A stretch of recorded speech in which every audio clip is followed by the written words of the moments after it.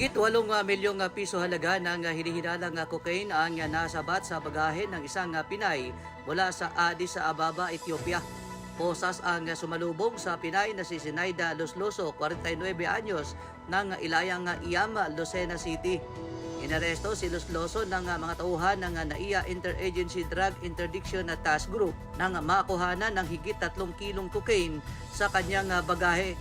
Sa panayam ng DCRH kay Gerald Javier, ang Deputy Commander ng NAIA IADITG, lula ng Ethiopian Airlines sa Flight ET644, lumapag sa NAIA Terminal 3 ang suspect kagabi.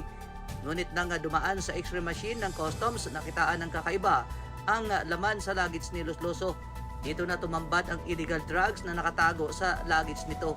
Sa panayam ng DCRH sa suspect, hindi niya alam na may lamang droga dahil anya ibinigay lang sa kanya ang luggage para paglagyan ng kanyang mga damit. Isang babaeng Pinay umano ang nakilala niya sa Facebook at inalok siyang pumunta ng Addis Ababa noong July.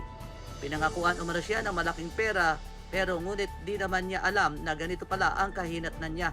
Kaya may paalala si Javier sa publiko na huwag basta-basta magtitiwala sa mga taong di naman kilala at nakilala lamang sa pamamagitan ng Facebook.